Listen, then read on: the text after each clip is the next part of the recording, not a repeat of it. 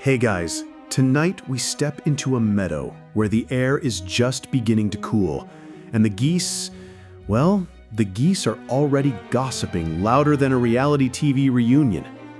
You stand with a young gooseherd, a boy who smells faintly of hay and bread crusts, his hands rough from rope and reed.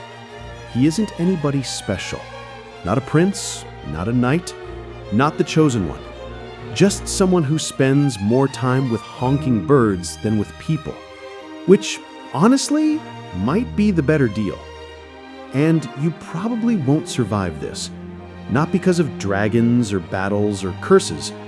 No, tonight the danger is much more subtle.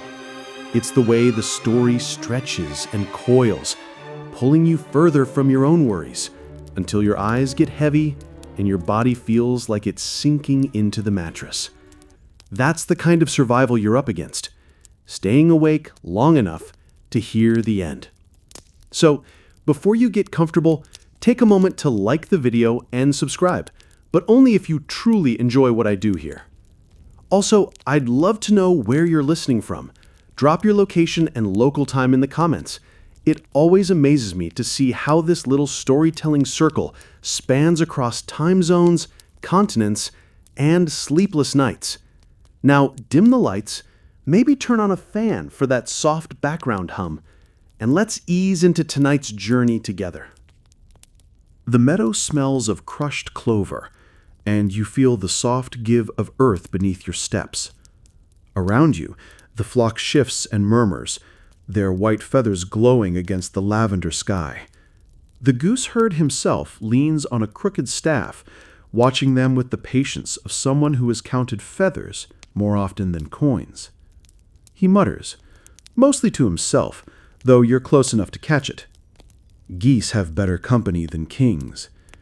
He says it as if it's a fact, like the color of the sky or the sound of crickets.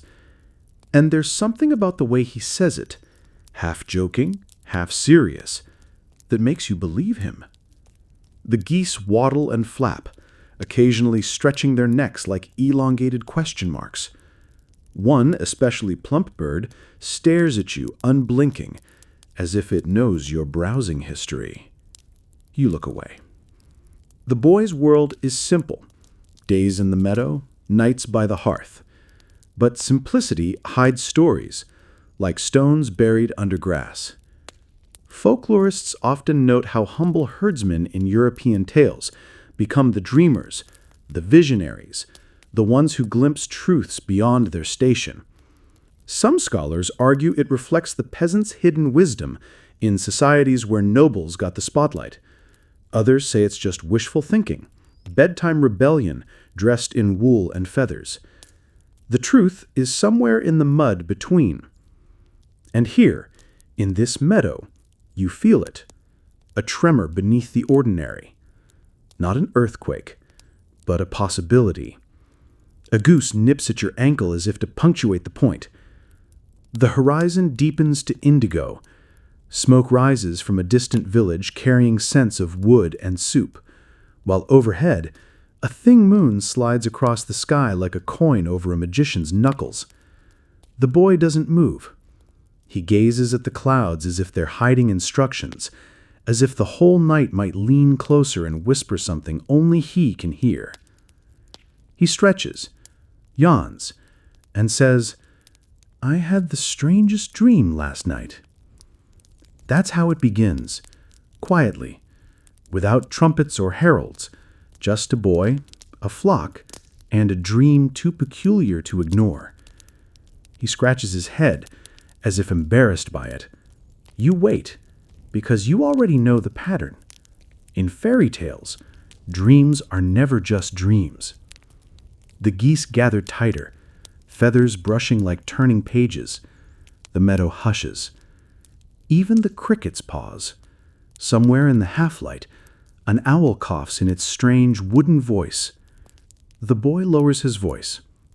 A golden apple, bright as fire, smooth as the sun. It didn't just sit there. It spoke. And just like that, the ordinary air of the meadow thickens, as if someone has added an extra layer of paint. You catch the faintest whiff of something sweet. Apples warmed in an oven, laced with cinnamon. Impossible, of course. You're standing in a field where the only fruit is goose droppings. Yet the scent lingers. Now, here's the historical aside. Golden apples pop up all over mythology like glitter after a craft project. Norse myths tell of Idun, who kept apples granting the gods their youth. Greek legends spin tales of Eris tossing a golden apple labeled "to the fairest," sparking the Trojan War. Even Celtic stories hum with orchards of shimmering fruit promising eternal life. But here's the quirky tidbit. In many traditions, those apples weren't apples at all. Scholars argue they might have been oranges, quinces, or any vaguely golden fruit. Historians still debate it, their conferences sounding less like academic forums and more like confused grocery trips. So when this gooseherd dreams of golden apples, he joins a chorus centuries old. The only difference is his apple speaks, and you can't help but wonder, what does fruit possibly have to say? Peel me gently, or bake me into a pie, or something heavier. The gooseherd doesn't answer that yet. He scratches the neck of the staring goose, which honks approvingly, like a sidekick applauding the plot twist. Then he grins, crooked, tired, but hopeful. Maybe tomorrow I'll find it. And the meadow sighs in response. The breeze carries whispers through the grass, like the sound of someone flipping through a giant invisible book. The geese settle, tucking their heads under wings, as if even they know tomorrow's path has shifted. The boy sits, drawing circles in the dirt with his staff. You sit too, because fairy tales rarely hurry, and besides, you're suddenly drowsy.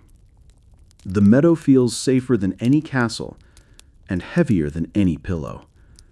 But just before you drift, the goose with the knowing eyes opens its beak. You swear it almost forms words. Not honk, not squawk. Words. The gooseherd clutches nervously. Don't listen too closely. They'll convince you of things. The twilight deepens, and the first stars blink awake. The dream still lingers, sweet and strange, tugging at the edges of reality. And tomorrow it will chase him farther than he ever thought his muddy boots could go. The night passes like a soft sigh, and you wake, or maybe you never slept, to the gooseherd stirring in the meadow's first light. The geese are already restless, flapping their wings in disorganized enthusiasm, like they've had too much coffee. The boy rubs his eyes, mutters something about chores, and then, without meaning to, lets the word slip out. That dream again. It's back. The apple, gleaming gold, hanging in the air like a small sun. It doesn't just sit quietly in his imagination. It speaks again, and this time you hear it too, faint but clear. Find me. The gooseherd scratches his head, looking embarrassed, like someone who accidentally talks to his plants when neighbors are walking by. Dreams aren't real, he tells himself, unless they are. And with that deeply unhelpful bit of logic, he goes about his morning. Still, he can't shake it. Have you ever had one of those dreams that clings to you like the smell of garlic on your fingers? No matter what you do, it lingers. That's how this golden apple dream feels. Sticky, insistent, humming beneath every thought. The geese waddle closer, honking their opinions. One especially large goose, the one with the judgmental stare from last night, steps forward, tilts its head, and honks in 3 neat bursts. The boy freezes. Don't tell me you heard it too. The goose honks again, short, sharp, definite. You can't help but laugh quietly, because what's funnier than a boy negotiating with poultry like they're coworkers in a badly run office? But then the gooseherd's face changes. He looks serious, almost spooked.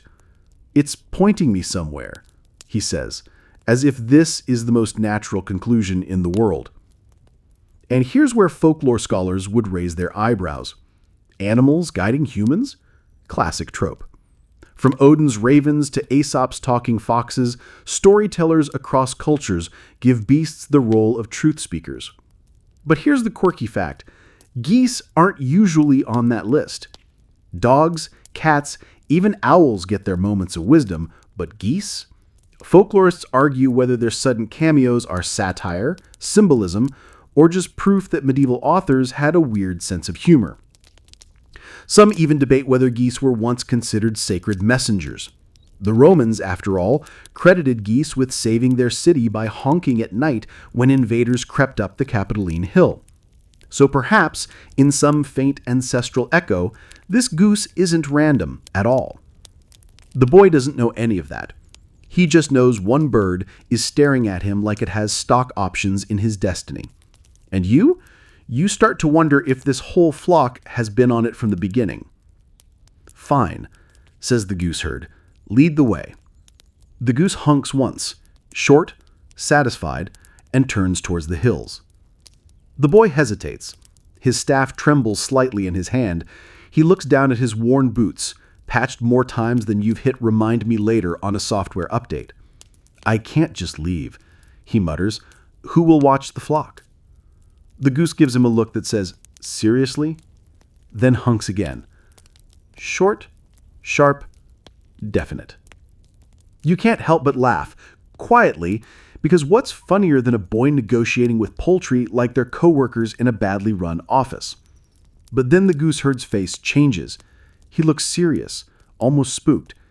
It's pointing me somewhere, he says, as if this is the most natural conclusion in the world. And here's where folklore scholars would raise their eyebrows. Animals guiding humans? Classic trope. From Odin's ravens to Aesop's talking foxes, storytellers across cultures give beasts the role of truth speakers. But here's the quirky fact. Geese aren't usually on that list.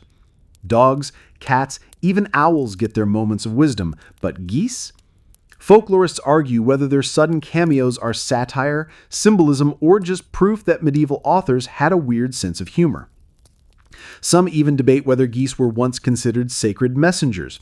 The Romans, after all, credited geese with saving their city by honking at night when invaders crept up the Capitoline Hill. So perhaps, in some faint ancestral echo, this goose isn't random at all. The boy doesn't know any of that. He just knows one bird is staring at him like it has stock options in his destiny. And you start to wonder if this whole flock has been on it from the beginning. Fine, says the gooseherd. Lead the way. The goose honks once, short, satisfied, and turns towards the hills. The boy hesitates. His staff trembles slightly in his hand. He looks down at his worn boots, patched more times than you've hit remind me later on a software update. I can't just leave, he mutters. Who will watch the flock? The goose gives him a look that says, seriously? Then honks again. Short, sharp, definite. You can't help but laugh, quietly, because what's funnier than a boy negotiating with poultry like they're coworkers in a badly run office? But then the gooseherd's face changes. He looks serious, almost spooked. It's pointing me somewhere, he says, as if this is the most natural conclusion in the world. So, it's a little like when your phone buzzes with a notification and you swear you're not going to check it, but your brain itches until you do. The dream is that buzzing. Constant, low level, impossible to ignore. So, with nothing more than a goose for GPS, the gooseherd walks on. You walk with him, the road stretching ahead, the air alive with possibility. The world is still ordinary. Dusty tracks, stone walls, a crow cackling overhead. But inside that ordinariness hums something extraordinary. Something golden. Waiting. The road unwinds like a lazy ribbon, and the gooseherd trudges along, boots scuffing up little clouds of dust. His flock trails behind in noisy disorder, except for that goose, the bossy one, strutting ahead like it's leading a parade. You know the type. Every group project has one person who decides they're in charge without anyone actually voting for them. That's this goose. The boy sighs, already wondering if following a bird counts as madness. He scratches his neck and mutters, "First I dream of apples, now I'm taking career advice from poultry." But then it happens. The goose stops dead in the road, wheels around, and honks with such authority you'd think it had just declared Parliament open. The boy jumps. "What now?" The goose fixes him with those round, unblinking eyes, then waddles into the grass. He follows, because, honestly, what else is he supposed to do? Argue? And there, hidden in a little hollow, the gooseherd stumbles upon something peculiar. Not treasure, not danger, just a patch of wildflowers swaying in a breeze that isn't blowing anywhere else. The air smells faintly of honey and something sharper, like metal warmed in sunlight. He crouches, touches one of the blossoms, and, no joke, it quivers under his hand like it's alive. He looks at the goose. Care to explain? The goose honks once, then struts away, clearly satisfied. You can't help but laugh. This is the goose's version of a PowerPoint presentation. One honk, one visual aid, zero context. Still, the boy lingers. He plucks a single petal and pockets it, though he's not sure why. It feels important, like those random receipts you keep in your wallet for years, convinced they'll matter someday. That's this goose.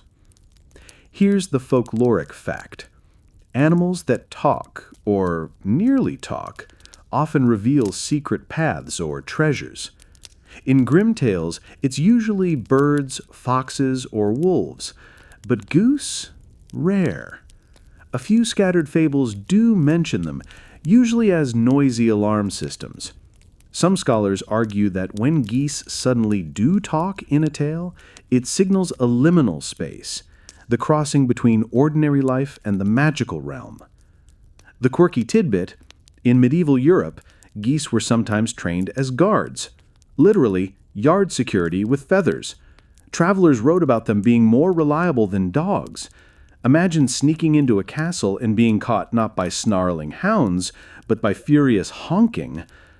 And here's the debate. Was the goose seen as comic relief in such tales or as a genuine guide? Folklorists split down the middle, some claiming it's parody, others swearing by hidden symbolism. Maybe both. The gooseherd, of course, doesn't know any of this. He just knows one of his geese has opinions, and a suspicious talent for leading him into flower patches that seem to hum with possibility.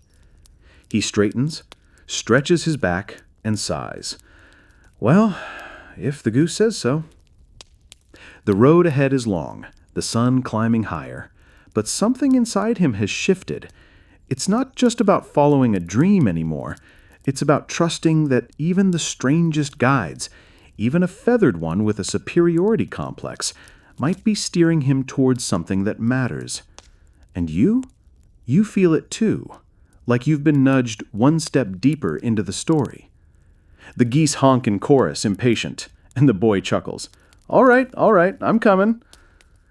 And so you continue, together, into the dust, into the dream, into the absurd certainty that somewhere ahead waits a golden apple calling his name.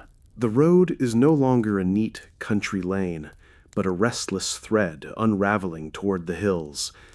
The gooseherd adjusts the strap of his bag and gives his flock a half-hearted pep talk. "Come on, you lot, it's only a little walk." The geese hunk back, which, to be fair, sounds exactly like the chorus of exhausted tourists when someone suggests just one more museum. The bossy goose, the one who seems to have unionized the others, strides confidently ahead, neck high, wings twitching like a coach psyching up for a championship game. The boy mutters, "You've got more confidence than I have ever had," and trudges after it. The sun rises higher, baking the road into a dusty ribbon. Pebbles crunch underfoot, and the smell of hot earth mingles with the sour-sweet scent of goose feathers. Overhead, a hawk circles lazily, eyeing the flock like it's browsing a lunch menu.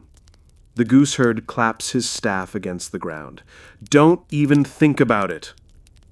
The hawk drifts away, offended, like it's just been kicked out of a cafe for loitering. Hours slip by. The boy hums to himself, half lullabies, half nonsense songs about bread and mud and why socks never dry fast enough.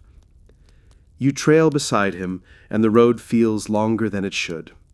Each hill leads to another, each bend another stretch of sameness. Yet beneath that monotony hums a tension, like the faint vibration of a string pulled taut. Something waits ahead. Fairy tale journeys always begin this way, a long walk with no guarantees. Folklorists point out that wandering is itself the ritual. Heroes prove themselves not by swords, but by stamina. A quirky tidbit: in some Slavic tales, the journey lasts 3 times 9 days, a phrase so ambiguous that scholars still debate whether it's literal or just a storyteller's shorthand for long enough to get sore feet. And here's the scholarly debate. Were such journeys metaphors for spiritual trials, or simply reflections of how far peasants actually had to walk between villages? Some argue it's both, the body's fatigue blurring into the soul's test. The gooseherd doesn't know the academic debates, of course. He just knows his feet hurt, and his bread is already half gone. He gnaws on a crust and mutters, "If this dream doesn't pay off, I'm asking for a refund." The flock keeps him company. Their honks punctuate the silence, sometimes alarmed, sometimes random, sometimes eerily in rhythm with his footsteps. It's almost like a soundtrack, albeit one no composer would claim. The bossy goose leads without hesitation, never glancing back, never doubting the way. And then, just as the boy begins to wonder if this is all a wild goose chase, yes, you knew that pun was coming, the path opens onto something unexpected. Ahead lies a small tavern squatting at the roadside, its roof sagging like a tired hat. Smoke curls from the chimney, carrying the smell of stewed onions and ale. A wooden sign creaks in the breeze, painted with a crude picture of course, a goose. The boy stops. The goose stops. You stop. "Well," he says, "that's either coincidence, or someone up there has a very strange sense of humor." The flock fans out, pecking at stray seeds, while the gooseherd hesitates at the threshold. He isn't used to taverns, to company, to rooms full of people with louder stories than his own, but the dream still hums in his chest, and his stomach growls louder than his doubts. He pushes the door open, and in the dim, smoky air, voices rise, not in greeting, but in argument. The tavern air is thick, smoke, sweat, onions, and something sharp like vinegar. You step inside with the gooseherd, and the room greets you not with silence, but with an argument already in full swing. Farmers, merchants, and one suspiciously well-dressed man are gathered around a rough-hewn table, pounding their mugs for emphasis. At the center of the debate, golden apples. "They're blessings," one farmer shouts, beard foamy with ale. "Whoever finds one is destined for fortune." "Fortune, eh?" sneers the merchant, rolling his eyes so hard you half expect them to fall out. "They bring nothing but trouble. Kings fight over them, families fall apart. I'd sooner juggle hornets." The gooseherd freezes, hand still on the door. His eyes widen. You can almost hear the thought, "How do they know about my dream?" Before he can slink away, the tavern keeper notices him. "New face," she says, wiping her hands on her apron. "Come in, boy. Don't mind the noise. It's just the usual nonsense." But the noise is anything but usual for him. He takes his seat at the edge, geese crowding the doorway like rowdy children denied entrance to a movie theater. The bossy goose pushes its way inside, ignoring every rule of hygiene, and hops onto the bench beside him. Nobody blinks. This is a tavern, after all. Strange company is expected. A mug slams down in front of him. The foamy bearded farmer leans close. "You've got the look of someone who's heard the call." The boy stammers. "What call?" The merchant laughs. "Don't play dumb. Dreams, right? Always start with dreams. Apples shining, voice whispering. It's a scam, I tell you. A scam run by fate." The gooseherd swallows hard, caught between curiosity and terror. He hadn't told a soul, and yet here it is, laid bare by strangers in a smoky room. Here's a folkloric fact. Taverns are crossroads in European tales. They're not just for ale, they're places where information, warnings, and riddles get passed to wandering heroes. A quirky tidbit? In some 16th century German folktales, taverns were literally portrayed as the mouths of the world, places where the ordinary drank with the extraordinary. And the scholarly debate? Some say these tavern scenes reflect real medieval anxieties about travel, how a lone traveler could be reshaped by stories as much as by landscapes. Others argue they're narrative tools, giving the hero advice, or bad advice, without divine intervention. Back at the table, the well-dressed man, rings on every finger, smelling faintly of cloves, leans in. "If you ever do see such an apple, boy, don't eat it. Don't touch it. Admire it, then walk away." The farmer snorts. "Cowards talk. If fortune knocks, you don't tell it to use the back door. You bite into that apple and taste your destiny." "Or your doom," the merchant mutters. The goose beside the boy honks once sharply, as if to cast a vote. Everyone laughs. The tension breaks for a moment, and mugs are raised. But for the gooseherd, the laughter does nothing to ease the weight pressing down on him. Because now he knows this dream isn't his alone.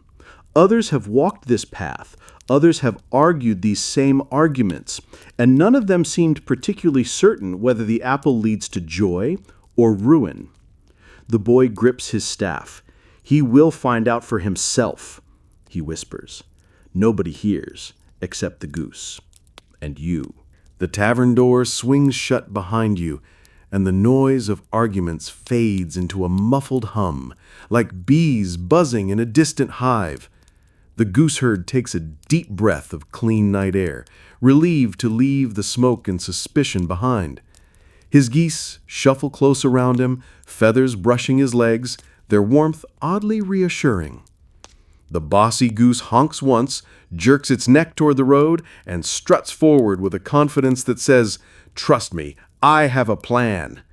You sigh. Of course it does. The moon is higher now, pale as a silver coin, and the boy's shadow stretches long across the dirt track. Ahead, you hear it first, a low thrumming sound, like a harp string plucked by invisible hands. The gooseherd slows, squints. Water? And then you see it, a river, wide and gleaming under the moonlight. It rushes fast, faster than any sane person would dare cross, yet its voice is not the usual roar of water.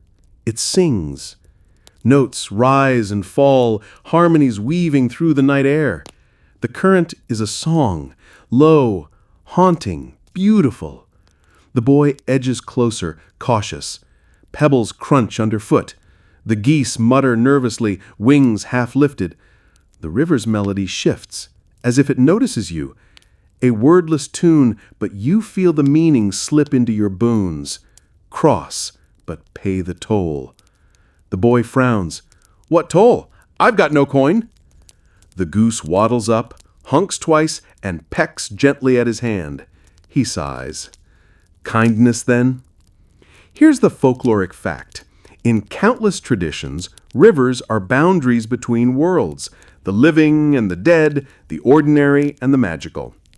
Think of the Styx in Greek myth, or the Joel in Norse stories. To cross without permission was to risk everything. The quirky tidbit: in Romanian folklore, some rivers were believed to carry away not just bodies, but words, gossip, curses, even secrets muttered near their banks. Villagers swore rivers remembered. And the debate? Scholars argue whether these singing or speaking rivers were metaphors for conscience, reminders that choices have ripples, or whether they came from real experiences of rivers that seemed to hum when wind and current met in certain valleys. The gooseherd kneels at the edge. The water glimmers, silver and black. He whispers, "I have no gold, no jewels, no gifts. Only..." He pauses, and then takes out the flower petal he'd pocketed earlier, the one that shimmered in his palm by the roadside. Carefully, he lays it on the water. The river stills. The petal floats, glowing faintly in the moonlight. Then the current catches it, carries it away, and the melody shifts, lighter now, almost playful, like approval. A narrow path of stones rises from the water, slick but solid. The boy gasps. "That worked?" The goose honks smugly.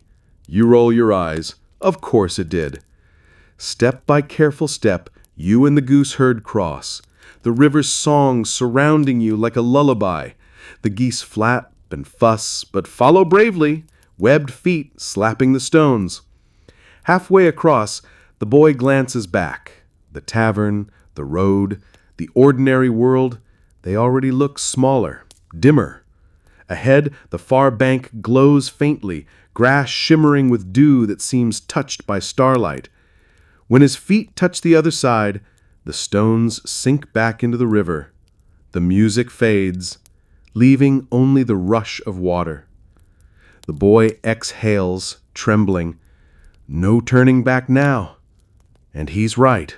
The far bank feels different beneath your boots, springier, richer, as if the soil has been saving its strength for centuries. The gooseherd looks around, blinking in the moonlight, while his flock fans out to nibble the glowing grass like it's an all-you-can-eat buffet. The air here smells faintly of pine and honey, tinged with something older, like parchment stored too long in a chest. Perched on a rock nearby is an old hermit, cloaked in wool patched so many times it looks more quilt than garment. His beard spills down like tangled rope, and his eyes gleam with the kind of sharpness that makes you wonder if he sees more than he lets on. He doesn't startle at the sight of you or the honking parade behind you. It's as if he was expecting this exact moment. The gooseherd freezes. Good evening?" The hermit chuckles. "Evening, morning, what's the difference? Time's just a stubborn goose refusing to fly straight." His gaze lingers on the boy. "You've dreamed of the fruit, haven't you?" The gooseherd stiffens. "How do you—" The hermit waves a hand. "Child, you're not the first. You won't be the last." He shifts, bones creaking like old timber, and tells his story.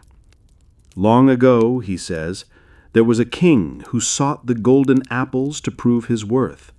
He gathered armies, built bridges, bribed oracles, and when at last he found the orchard, he plucked the shining fruit with hands greedy and trembling.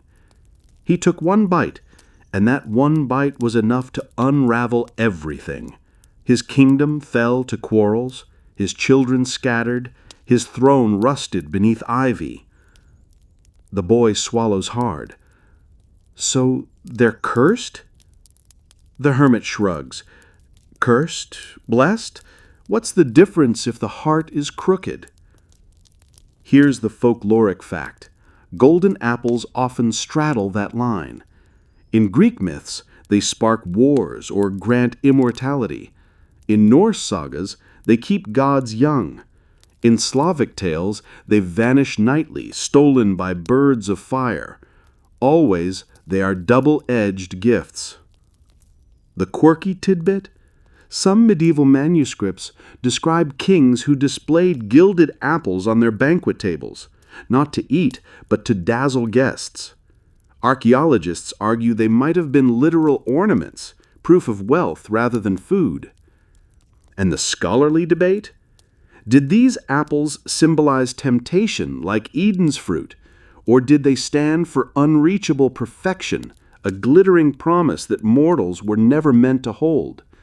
Academics squabble about it like tavern drinkers. The gooseherd listens, face pale in the moonlight. He presses his staff into the ground as though anchoring himself against the pull of the tale. If they bring ruin, why do they still call? The hermit sighs, eyes softening. Because ruin and wonder wear the same cloak, and because some of us can't resist chasing what shines. The boy falls silent. His geese murmur around him, restless, as if they too have heard enough of kings and curses. Only the bossy goose seems unbothered, staring at the hermit with the look of someone confident they'd do a much better job ruling a kingdom. Finally, the hermit leans closer. His voice drops. If you go on, remember this. The orchard will not test your strength, but your heart. Don't trust the glitter more than the glow within. The boy nods, though doubt still knots his brow. The hermit closes his eyes and leans back against the rock, already fading into sleep or something deeper. The geese shuffle uneasily. The night presses in, velvet and vast. And you feel it. The road forward is heavier now, burdened with the echo of a story that might not be warning enough. The forest appears before you almost too suddenly, as if some unseen hand pulled a green curtain across the path. Its trunks rise tall and straight, like solemn guardians, their bark pale as bone under the moonlight. The gooseherd hesitates, shifting his staff nervously. The geese huddle closer, except for the bold one, who charges in honking like it owns the place. The first step beneath the canopy is enough to reveal the forest's trick. "Hello," the gooseherd whispers. "Hello, hello, hello," the trees reply, voices rippling outward like water on a still pond. He stiffens. That's new. Every sound carries, your footfalls, the geese rustling, even the quiet growl of your stomach if you were foolish enough to skip supper. But the strangest part isn't the echoes repeating back. It's the way they answer, sometimes shifting tone, sometimes drawing out words, as if the forest is thinking about them. The boy clears his throat. "We should, stay quiet." "Stay quiet. Stay quiet," the trees croon. Of course, the flock doesn't get the memo.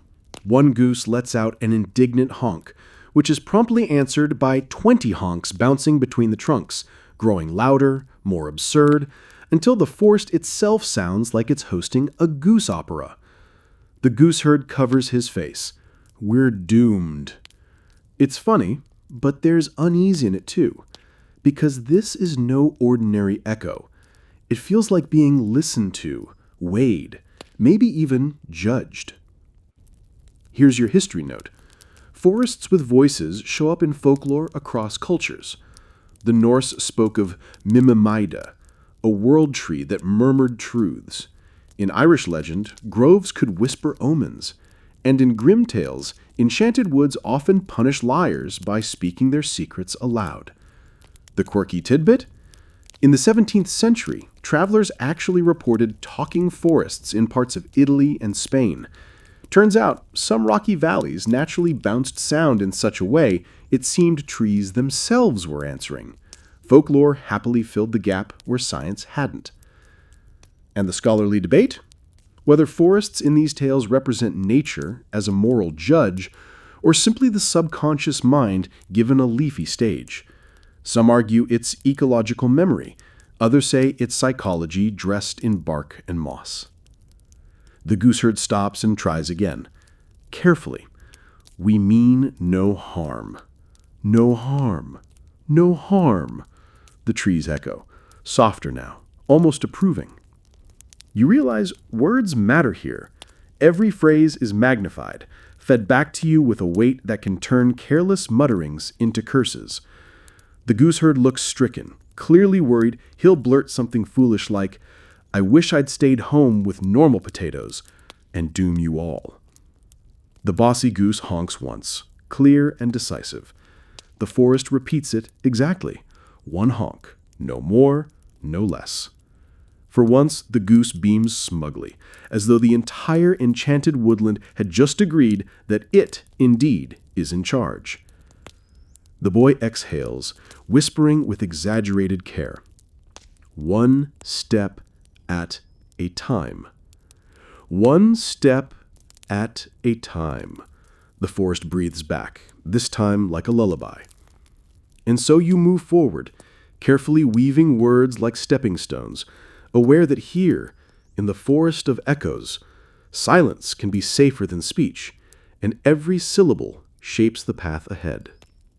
The trees thin at last, giving way to a clearing that feels too perfect, too deliberate, like a stage set just waiting for the curtain to rise. The grass lies short and silvery, swept as if by invisible brooms. In the center looms a castle, its towers gleaming faintly in moonlight, walls glistening as though woven from pearl and mist. It is a breathtaking sight, and yet something feels off. The gooseherd rubs his eyes, blinking hard. Where's the door? Because indeed, there isn't one. Not on the gatehouse, not along the wall, not even a humble side door for deliveries of bread and gossip. The castle stands immaculate, unbroken, as though sculpted from a single slab of enchanted stone. The geese mutter among themselves. The bossy one struts up to the wall, pecking it with a decisive clunk. Nothing happens, except the goose looks faintly embarrassed at the lack of impact. The boy circles the wall, staff tapping nervously. How do people live here? He whispers. The whisper returns to him, bouncing softly across the clearing, except this time the forest isn't answering. The castle itself seems to hold its breath. Here's the historical nugget. In European folklore, castles often symbolized unreachable ideals or divine power. Think of the Fisher King's Grail Castle, visible only to the pure of heart, or the Celtic otherworld fortresses, which appeared and vanished with the tides of magic. The quirky tidbit: some medieval manuscripts describe stone shells, castles built in dreams of alchemists, where walls had no gates because they represented the body's spirit, impenetrable and complete. They were less architecture, more philosophy. And the scholarly debate? Folklorists still wonder whether these doorless castles were warnings against pride, perfect, unyielding structures that trapped their own secrets, or symbols of mysteries only kindness could unlock. The gooseherd leans his forehead against the cool wall, sighing. I can't even get into a castle. What chance do I have with golden apples? Behind him, one goose honks in solidarity. Another settles down for a nap, clearly unfazed by existential dread. You step back and study the walls. They shimmer faintly, like water catching starlight. Not solid at all, yet too daunting to simply walk through. The boy touches his chest, remembering the hermit's words about heart over strength. For a moment, the silence thickens, and then, soft as a sigh, the wall ripples just enough for you to glimpse a path curling inward like a beckoning dream. The boy gasps. The geese honk in triumph. The bossy one struts through first, naturally. And together, you step into the castle without doors, unsure if you've been invited in, or if you've simply agreed to play by rules you don't yet understand. The inside of the castle is nothing like the shimmering shell outside. Where the walls looked flawless and cold, the courtyard glows with warmth. A great orchard spreads out, branches bending under the weight of golden apples.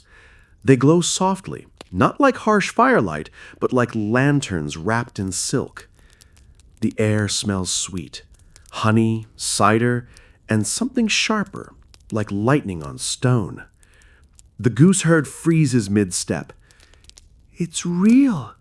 His voice cracks, his eyes dart from fruit to fruit, dazzled like a child staring at endless candy he can't afford. But before he can rush forward, the orchard stirs.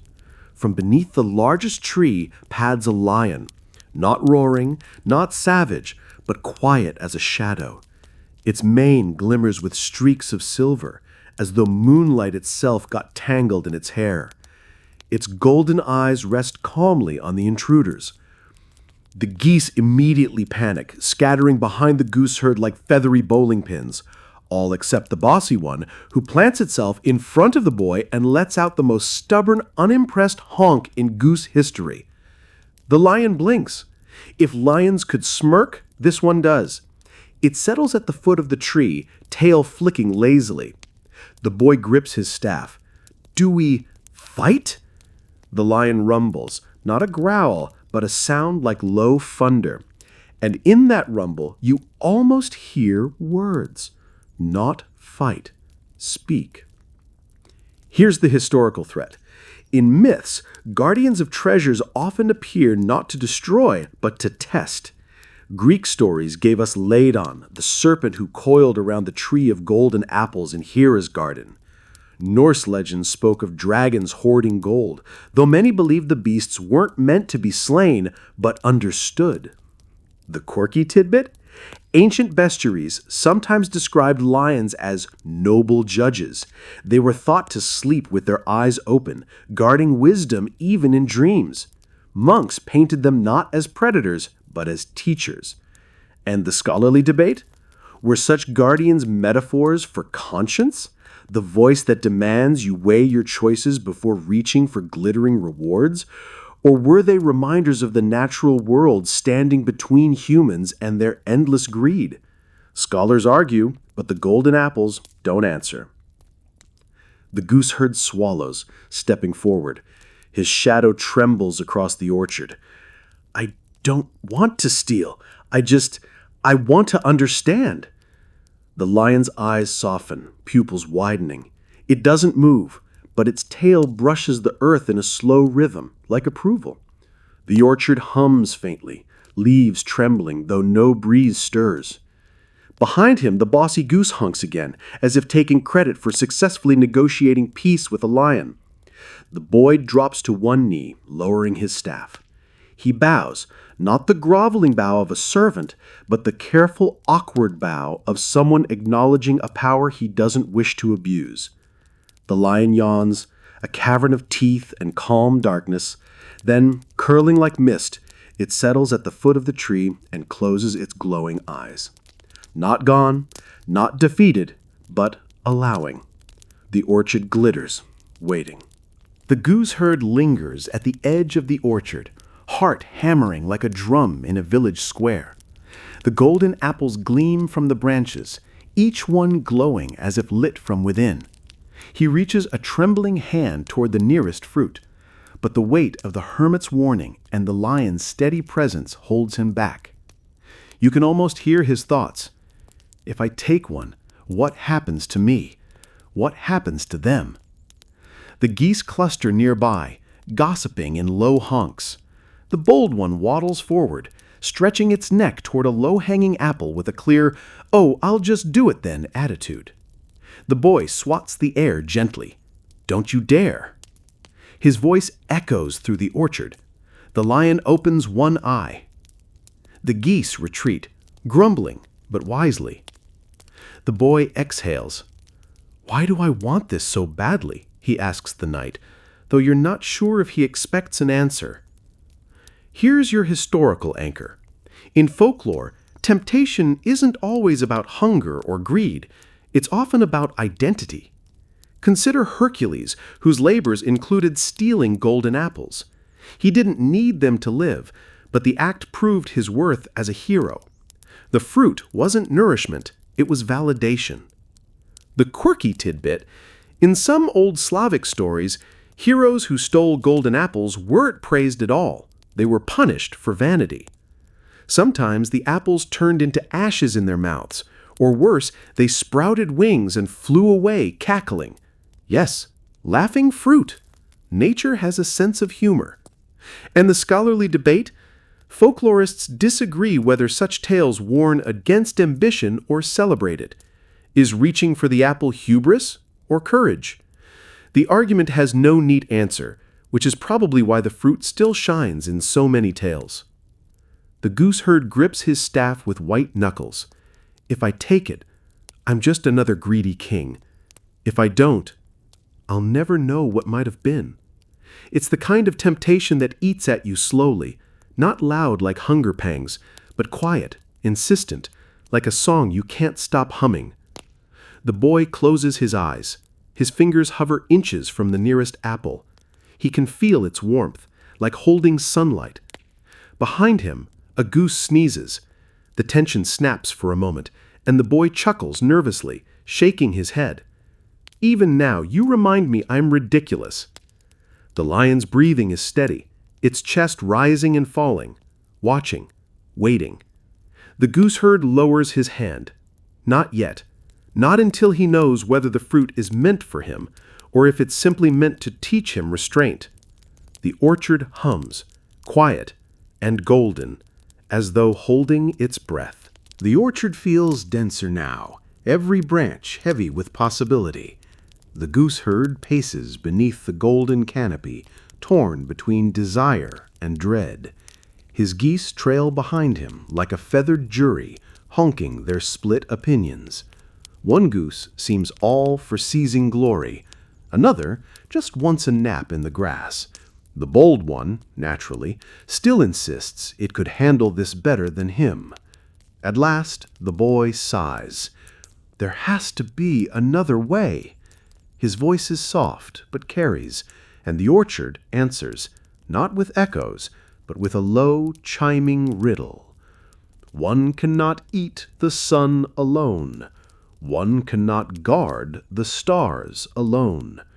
What is golden cannot be owned. The boy freezes, mouth open. Did the tree just talk? The geese honk in agreement.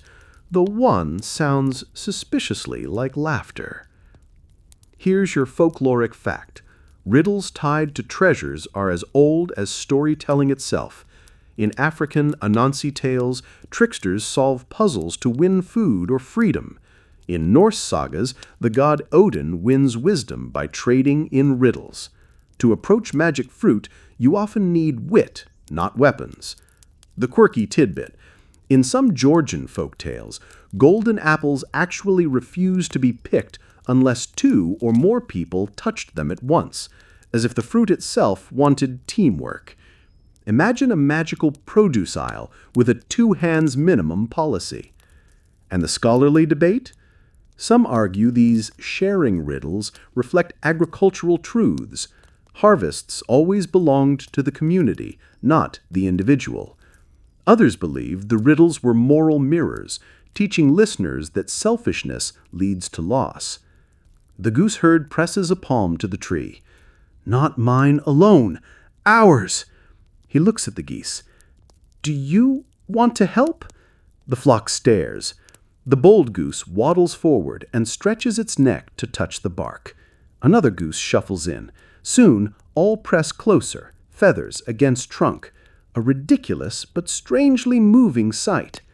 The boy places his other hand on the bark. Together, human and goose, they complete the circle. The tree shivers, leaves rustling like applause. A single apple drops gently, landing without a bruise in the grass. The boy picks it up. It glows warmly, but not greedily. Its light seems to spread outward, softening the orchard, touching every branch. None of the other apples vanish, none dim. He understands. It was never about hoarding, but about sharing. The orchard gives, but only to those who know the gift isn't theirs alone. The geese honk triumphantly, especially the bossy one, who clearly believes the entire event was its idea. The boy laughs through the tears brimming in his eyes. We did it, together, and the orchard hums in agreement. Dawn creeps across the horizon as you and the gooseherd step out of the orchard. The castle behind you is already fading, walls dissolving like mist in sunlight, until it looks less like a fortress and more like a memory you're not sure you can fully trust. The golden apple rests in the boy's satchel, glowing faintly through the cloth. Its light is steady, but not overbearing, like a lantern carried home after a long night. The road stretches ahead, familiar and strange all at once. The geese march proudly, strutting as if they'd just won a battle history books will absolutely fail to mention. The bossy goose insists on walking in front as though leading a royal procession. The gooseherd touches the satchel and smiles wryly. Funny, I thought this would feel heavier. Here's your historical fact. In many fairy tales, the journey home is as important as the quest itself. In Homer's Odyssey, the struggle isn't just to leave Troy, but to return to Ithaca. In Russian bylines, heroes who win treasures often face greater tests, bringing them back intact. Homecoming proves whether a lesson has truly taken root. The quirky tidbit? Some folk tales describe magical apples that refuse to travel. Once removed from their orchard, they'd vanish by sunrise, unless carried with song or laughter. Imagine lugging glowing fruit home while forced to belt out your best goose-inspired ballad. And the scholarly debate? Folklorists wonder whether the act of carrying home represents responsibility, proof that wisdom or blessing must be integrated into daily life, not left as a passing dream. Others say it's simply narrative closure. You can't just pluck wonder, you must return with it. The boy trudges along the misty road, quieter now, almost contemplative. He doesn't look like someone who stole a miracle. He looks like someone entrusted with it. Every so often, he glances at the geese and shakes his head with a smile. They'll never believe this back home. One goose honks indignantly, as though demanding proper credit in all retellings. And you can feel it. This isn't just the road back. It's the weaving of wonder into the fabric of ordinary days. The boy lifts his staff, points it towards the rising sun, and walks on, carrying not just fruit, but the memory of a night when even a gooseherd was invited to taste something extraordinary. When the village rooftops finally appear in the valley, they look smaller than you remember, like toys scattered on a quilt of fields. Smoke curls gently from chimneys, the smell of bread already drifting into the morning air. The gooseherd pauses at the crest of the hill, clutching the satchel. The golden apple still glows, but softer now, its light dimming as though it knows it is nearing its destination. The geese surge ahead, honking triumphantly, announcing themselves like conquering heroes. Villagers spill into the lanes, rubbing sleep from their eyes. They laugh, wave, and then freeze when they see what the boy carries. "Is that?" someone whispers. The boy holds the apple up, and the light spills across the crowd like dawn's second sunrise.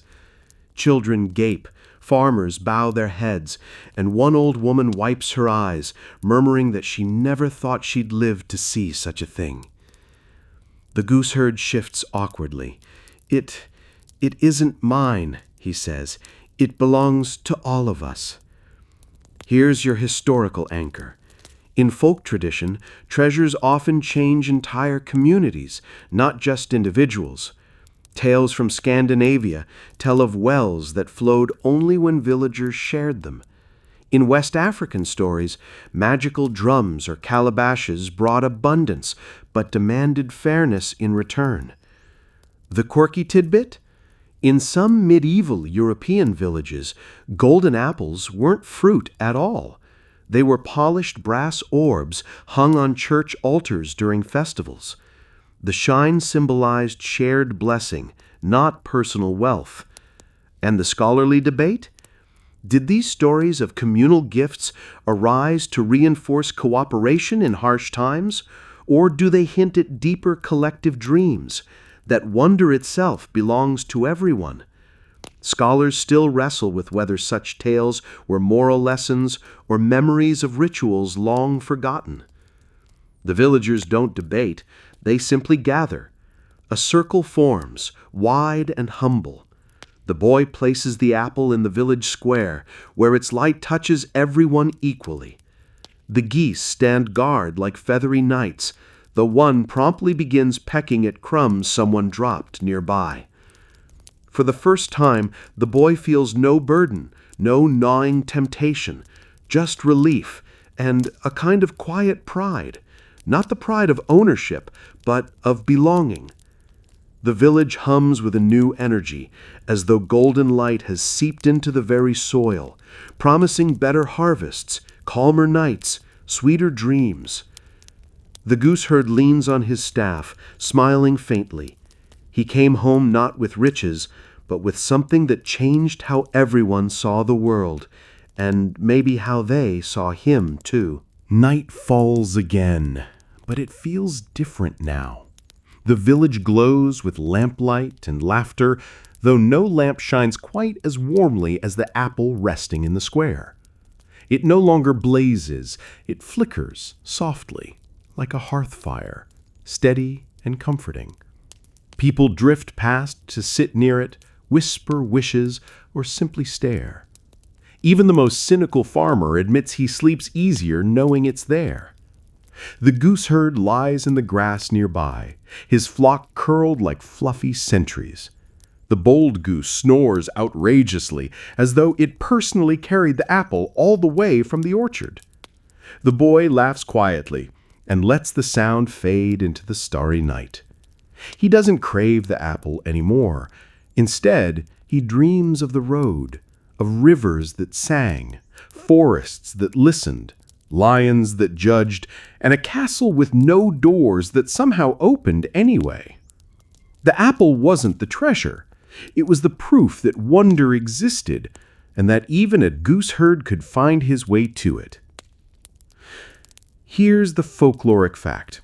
Many fairy tales end not with a wedding or a throne, but with a simple return. The true gift is rarely gold. It's the knowledge carried back, reshaping the everyday. The quirky tidbit? In some versions of Slavic apple tales, the fruit vanishes entirely once the lesson is learned. The villagers don't mind. They say the glow remains in their hearts, like a secret ember. And the scholarly debate? Was the golden apple ever meant to be real at all, or just a dream, disguised as fruit? A metaphor too bright to handle in daylight. Scholars still puzzle, but for sleepers like you, the debate doesn't matter. The gooseherd drifts off, one hand resting on a goose, the other on the grass, feeling the pulse of the earth. The village sleeps with him, carried gently by the glow of one shared dream. And as you close your own eyes, you realize the orchard is never gone.